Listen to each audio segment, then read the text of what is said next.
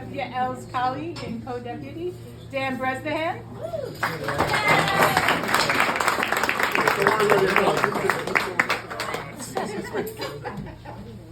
Oh, that's true.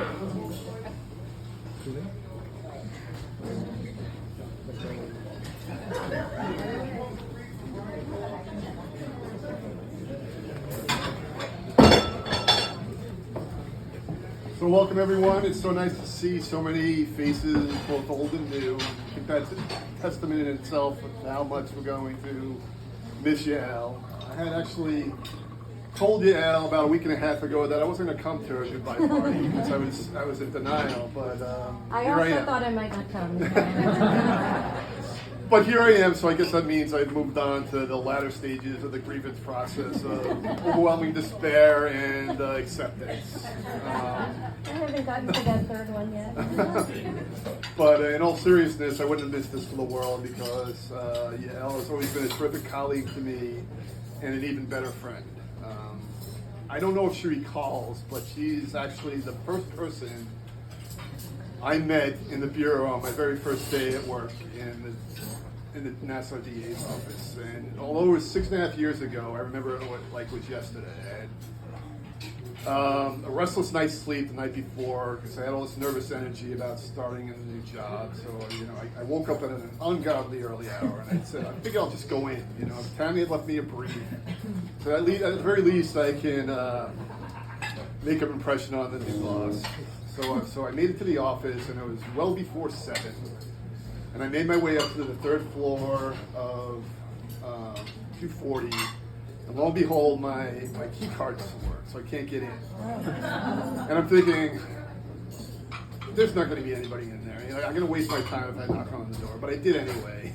And sure enough, there to greet me with her smiling face was Yael. And that was the very first thing I learned about Yael was that no matter how hard you try, it is impossible to beat her into the office. She claims to live in the Bronx, but it's always been my suspicion that she actually lives in the basement of 240. And the second thing I learned about Yael was that she was incredibly warm. She greeted me with a smile. She could not have made me feel any more welcome. And whatever anxiety I had, didn't know anybody in the bureau, not even Tammy at that point. She alleviated her right away. She was a friend and an ally right from the beginning. Then the third thing I learned about Yael, and how can I put that, is that she has the gift of gab. I think, within the first 5 minutes, I knew everything there was to know about it. And she knew everything about my life because she's equally inquisitive. She asks a lot of questions. But, I couldn't help thinking that day, she must have had an extra large coffee because she shot out. The next thing I quickly learned about Yael is that it's not caffeine fueled. Her exuberance is the result of a natural zest for life. One of the more impressive things about Yael is that she lives life to the fullest. She does not waste a minute of her time. She is constantly on the move. And she has a ton of varied interests. She's always doing something new. Whether it be inline skating, skiing, rappelling off the side of a cliff. But if you don't believe me about this, all you have to do is ask the various orthopedic surgeons who had to put Yael back together from all these crazy, insane X Games-like activities that she likes to participate in. But in light of your refusal to quit all these insane activities and our concern about your health, we have gotten you a little gift. That's bubble wrap.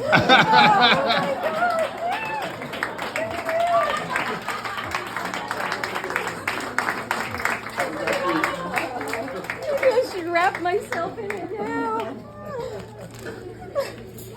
Put it around my knees when I bike to the Bronx.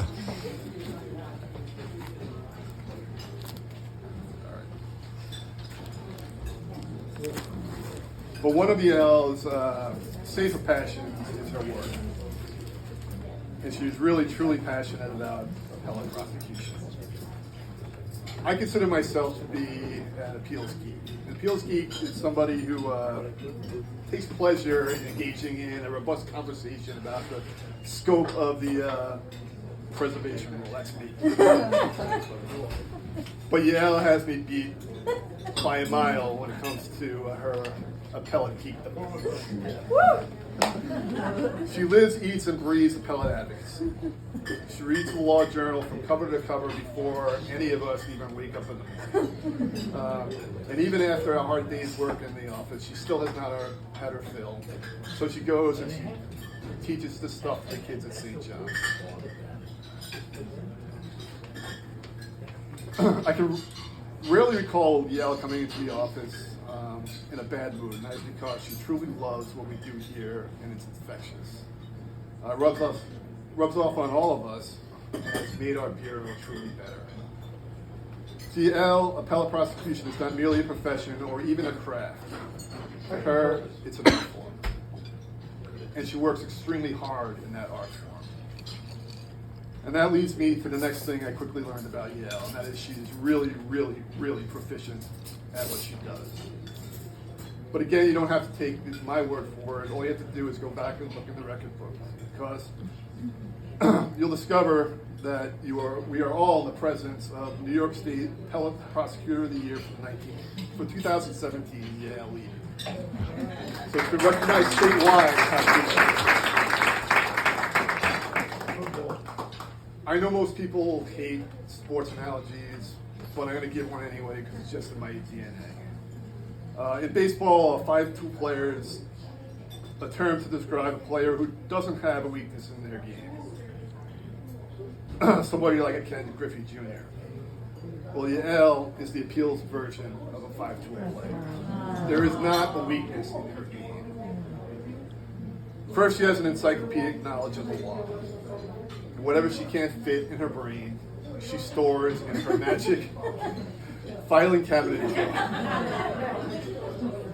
It looks like a regular drawer. It's about 4 feet wide, about 1.5 feet deep.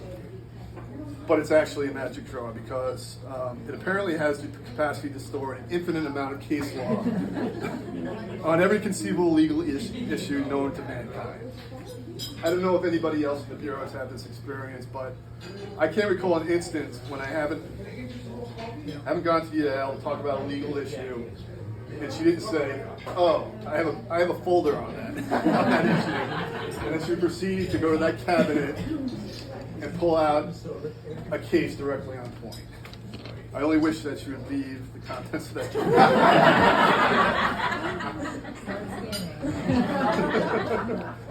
Second, Yale is extremely analytical. Yale has the uncanny ability to see 6 sides of an issue all at once. No doubt when you go to talk to her about an issue, she'll look at it from an angle that you haven't even thought of. Third, she's a terrific writer. She has perfect syntax and is extremely economical in her word use. Every single word in a Yale brief must serve a specific purpose. If it doesn't, it's out.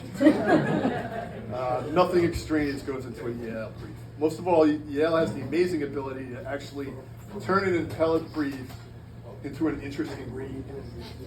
She takes tremendous pains to come up with the perfect word or phrase for the situation, and she usually succeeds. Her briefs actually exude emotion. She has a deep-seated belief in the tenets of justice, and that shines in everything that she writes. She treats every brief that comes across her desk, whether as a writer or as an editor, as if she is trying to craft the next great American novel. Her favorite admonition when she edits a brief is, "It needs more flair." And her briefs are a work of art. Fourth, she is a great oral advocate. If you want a clinic on how to conduct an effective oral argument against a formidable opponent, you need to look no further than Yale's Court of Appeals brief in the case of People v. Flanagan. She made the people of the state of New York proud on that day, and specifically the people in Nassau County. And more importantly, she earned a ton of appellate street cred on that day with her zealous argument against an opponent who was a little bit distrustful. Fifth and finally, Yale is a great editor. There's the old adage that says, those who can't do, teach. Well, Yale is one of the uniquely talented individuals who can do both. They can do and she can teach. Now, mind you, Yale does not edit with a light hand. Sorry. If you're going to be edited by Yale, you have to leave your ego at the door because she is not one to stroke it. She is. Sorry. Her edited documents tend to look like crime scenes with the amount of red ink that flows from her pen. Can you imagine how my kids felt when I edited their college essays?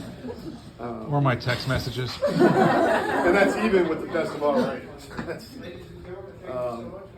But she only does that because she's a perfectionist. She wants everyone to strive to produce as best a final product as possible as she does herself. But what makes her a truly great teacher is her unlimited willingness to share her wealth of knowledge and her precious time. Yale thinks nothing of spending 2 hours with an NEP discussing the finer points of brief writing. We are all, no doubt, better writers due to that generosity. I myself have benefited immensely from Yale's generosity with her time and talent. Since the day I got there, Yale has been a terrific signing point. I can't tell you how many times I've walked into her office to bounce some advice that I plan to give off her. And not once can I recall that she ever said, "I'm too busy right now, come back later," even though she probably was. Which leads me to the thing I'm going to miss most about Yale, the camaraderie. I like to think that Tammy, Yale, and I made a pretty good team. I think our personalities complement each other. We generally saw eye to eye, and even when we didn't, I think we respected each other's opinions and tried not to let it fester too long when we had disagreements. Most of all, we strive to have each other's backs and to represent the united front. I think that made for a better hero. I will strongly miss that teamwork. But more than that, it's been my pleasure to get to know somebody who's so warm and has such a zest for life. It's been my pleasure to hear Yale gush about her wonderful and talented family, and it was mine and Debbie's honor to attend Yale's youngest son's bar mitzvah. And it has been fun for me to live vicariously through Yale. She sends Tammy and I photos from all around the world on her worldly excursions, like her riding on a camel or hanging off the side of a cliff. I thank Yale for teaching my daughter how to kayak. Oh, God. She did it herself. She was a natural. And I thank Yale for giving all the sage advice about how to raise a teenage daughter in these difficult times. For all these reasons, I'm going to miss you terribly, Yale. And I only ask that you keep in touch. I will.